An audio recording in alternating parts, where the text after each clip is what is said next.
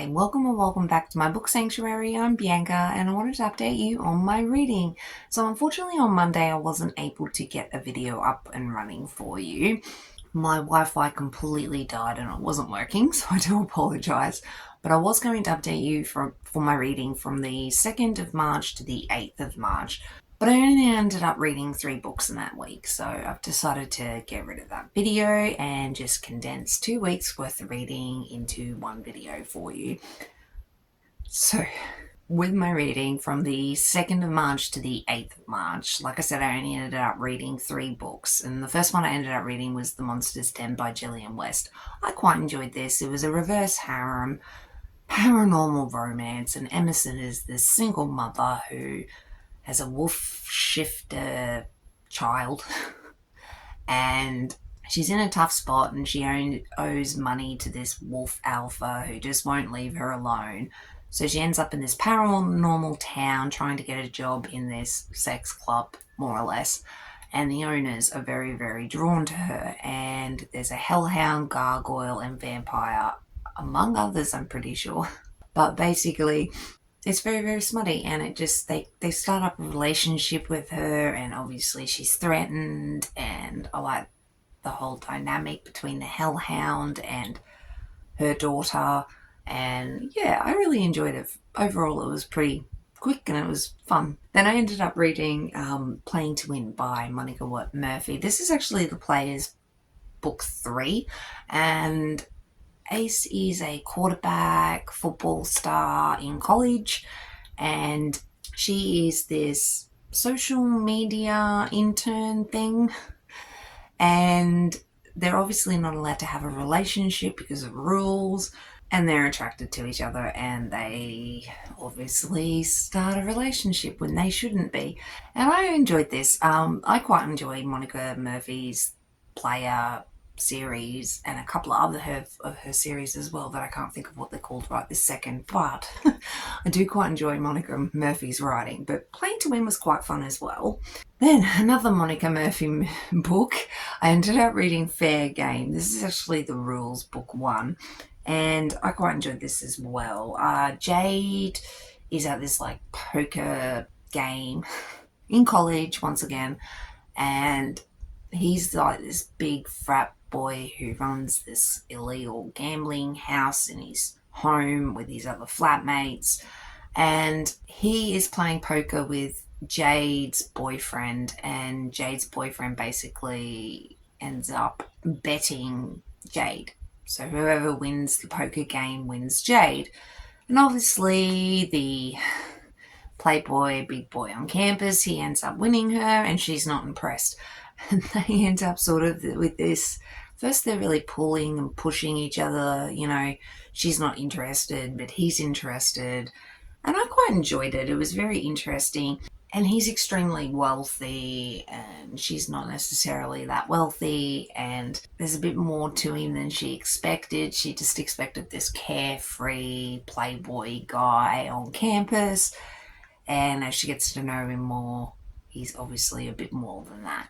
So yeah, I really enjoyed this one as well. I only ended up reading the 3 books in that week, and I ended up reading 10 books between the 9th of March and the 14th of March. So today is Thursday, and I'm hoping to get this video up for you this afternoon.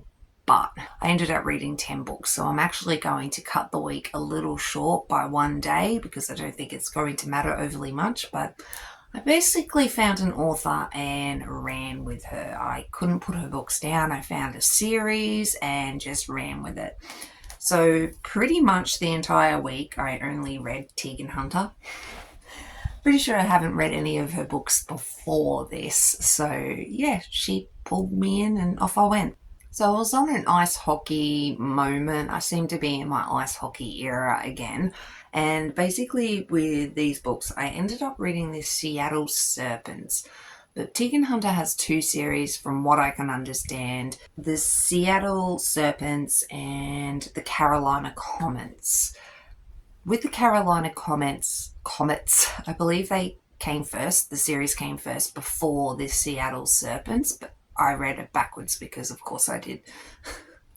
So I ended up reading Body Check. So that's the first book in the Seattle Serpents series. And I think it's a spin-off from the Carolina Comets. Don't hold me to that. But basically, he is the goalie, and I've forgotten his name already. So Hutch and Auden meet each other on a flight, and Auden just looks like an ordinary person, and she isn't. She's actually quite wealthy, and so Hutch is quite confused on why this ordinary looking woman is sitting in first class next to him and won't shut up. And they end up having an issue in the flight, so they have to stay overnight somewhere else. And they obviously have a one night stand and have, a great night. And then fate sort of starts coming into play. They keep running into each other. It's total coincidence. She's not stalking him like he thought she was. And he realizes eventually that she owns a chain of hotels. And the chain of hotels have recently done this contract thing with the Seattle Serpents to let the players and other ice hockey players stay in her hotel chains while they're traveling the country playing games. And Hutch doesn't realize who she is at first, and he keeps accusing her of stalking him because they keep running into each other. And he has this really gross favorite hat of his, and he ends up leaving it behind after their flight because they have obviously a one night stand and go their separate ways, but they keep getting drawn back to each other, and I thought it was very cute. And I did get a little annoyed at the end because I felt like she made all the sacrifices but he did not, but it made sense for who he was, and yeah, I really enjoyed it overall. But then I ended up reading the second book in the series, which was Face Off. And with this one, Lawson is the bright sunshine one and Rory is the grumpy one. So instead of the guy being grumpy, the girl is grumpy in this, so I quite liked that. But Rory, she's a very busy veterinarian and she is Auden's sister. And basically, Lawson finds this puppy and ends up, by coincidence, in her veterinary clinic late at night. She ends up helping the puppy and Lawson just grates on her nerves, and she gets a little annoyed with him, but he won't leave her alone and he needs help with the puppy, and I thought they were really cute. But Rory only really sees Lawson as a playboy, so she's really hesitant. Plus, she doesn't really believe in love because she watched her father and her mother have a really crappy relationship most of her life. So, like Auden, she has a bit of hang-ups about having a relationship. Probably more than Auden did. And yeah, I really enjoyed this. I thought the guys were really cute. I thought it was really cute. Lawson was cute and the puppy was gorgeous. I really liked the puppy, actually. Then I ended up going into the Carolina Comets. So with this one, there's 7 books in the series and I read all 7. So I'm going to try to go through them as quickly as I can. But the first one is Puck Shy. And with this one, it starts off with the team having a lot of bad luck. The players are just playing really badly. The team is just performing badly. The coach doesn't seem overly motivated or doesn't seem to care overly much. So the team's not going great. Colin ends up breaking down and in a remote area. And then Harper comes across him and she's this small little Halloween-obsessed woman. And Colin likes Halloween as well. He quite enjoys it. And anyway, they end up spending like 4, 6, I don't know. She ends up taking him on a drive to the nearest, back to their town, wherever that was. So they were in a remote area, in a rural area, and now they have to get back to the city. So they do that and they spend heaps of time together, and by the end of the drive they sort of realise they kind of like each other, but they don't do anything about it. So they part ways and Colin can't stop thinking about her, and then both of them end up on this dating site, social media thing, and Colin finds her and realizes straight away who she is. However, he lies to her and starts up this sort of conversation with her on the app, and he doesn't really tell her that he knows who she is. So he's lying, and that's not cool. And then I don't know, eventually she finds out. She's not impressed. I don't blame her. And the way she found out was kind of sucky, but I really did like their relationship. I thought they were cute, and yeah, it's just the whole series, Tegan Hunter, I found was just really easy to read and just continuously read. And I really loved the whole friend group and everything. I think that's why I kept going. And it's like a rom-com series, and I quite enjoyed it. But after I ended up reading Park Shy, I ended up reading Blind Pass. So with this one, Ryan is good friends with Harper, and she's just had heaps of bad luck. And basically, they end up in Vegas. They end up getting really drunk because Rhodes used to have this woman that he was obsessed with for years, but unfortunately she just strings him along and treats him really horribly.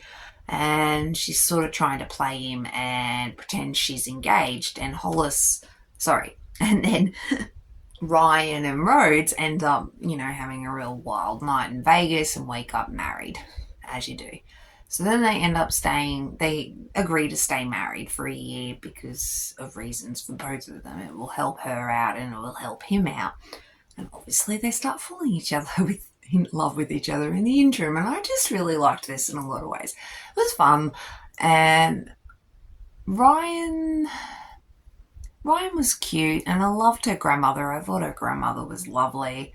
And I loved I love the whole friend group. They're really fun. But then after I read that, I ended up reading One Timer. And with this one, Hollis is Harper's sister. And Hollis and Cameron end up having a moment. They end up having a one-night stand at the wedding after they've sort of been enemies. And because she really just had a moment, and she ended up slapping him when she first met him, and it was a whole thing. Anyway, they end up having this one-night stand. And then a few months later, she realizes she's pregnant. And Cameron, whatever, he is really, really shocked. And I really, really love them both. He's a bit of a player, and he's not into commitment or relationships, and he would never have a relationship with Hollis. But then they find out, they kind of end up having a relationship without him sort of admitting they're having a relationship, whilst they're trying to get to know each other because they're going to be raising a baby together. And I quite enjoyed this one as well. It was real fun. All of these books for me were 4 stars, except for one. One was 3. I'll tell you which one that was when we get there. But Simbin was the next one. And Amelia is Hollis's best friend, if I remember correctly. And basically with Amelia, she's like the social media manager of the team, or is about to be. She wants to be anyway, so she's trying to get this promotion. And Smith and her had like this one night stand, or a wild weekend, 2 nights actually together, years ago when she first arrived in town, without them knowing who each other was. They parted ways, and then they ended up coming back together at the arena. So they haven't really had a relationship since. And Smith is older. He is at the end of his career, and he's not sure if he should retire or continue playing. But at the same time, it's probably time to move on, but he's just really not sure. He doesn't know what to do. And Amelia is 10 years younger than him, so she's in a different place in her life than he is, and he wants other things. And I really enjoyed this. I really did. I quite enjoyed this one as well. And then I ended up reading Scoring Chance. So with Scoring Chance, I think this may have been my favourite. Miller is the big, dumb, golden retriever of the group. He is so cute, and he's so oblivious in a lot of ways. He's very funny. And he just comes up with these random facts and things. I'm pretty sure he was talking about sperm whales as penises at one stage for who knows why. And Scout is the donut owner. So there's this like donut truck that all the guys and everybody else goes visits and gets these donuts from. And they're the best donuts around town. And so Scout owns it, but she's having a little issues with employees. So her sister Stevie helps her out. And Stevie has a daughter, Macy, who becomes hockey obsessed, and she's really cute. But Scout is, she struggles a bit with self-love, and she really wants to be a writer, but she hasn't really written anything. And then she starts finally getting inspired, but she shouldn't probably be writing the story that she's writing. And then Miller is just Miller. Like I said, he is a huge golden retriever, and I thought he was adorable and funny.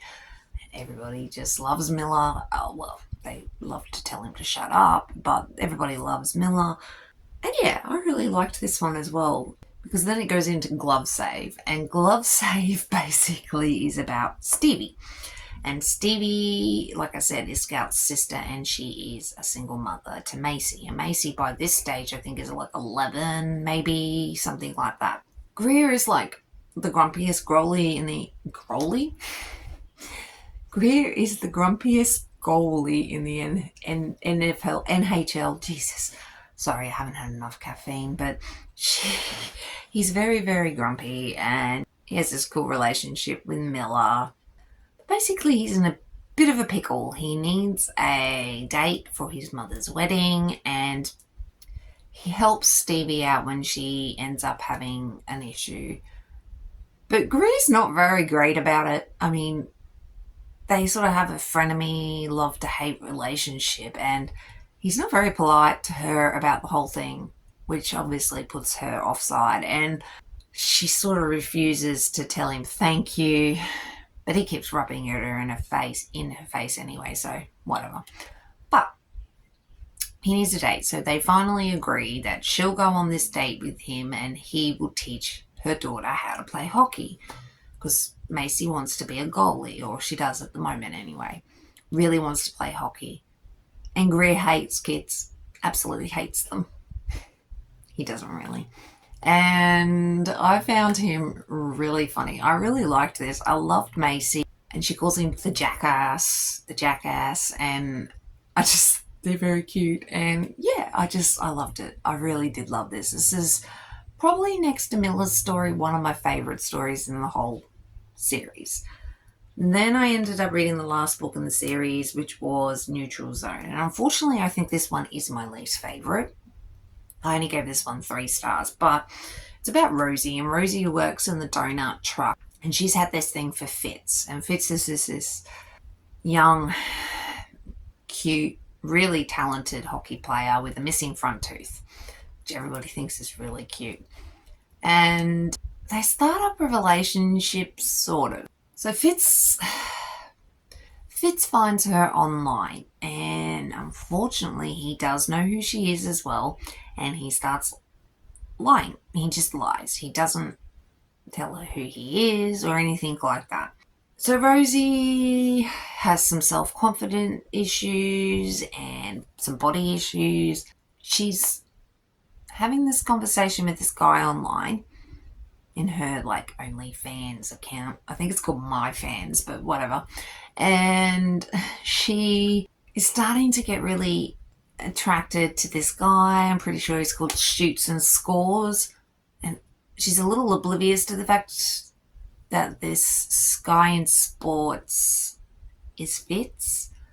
And then Fitz also tries to start getting closer to her, and then obviously it all starts coming out that he's lying to her.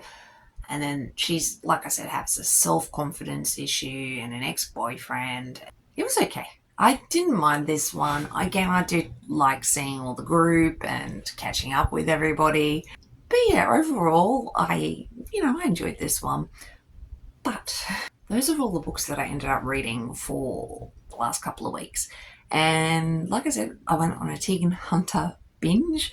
Hopefully I will have other authors to update you with in a couple of weeks, in next week, sorry.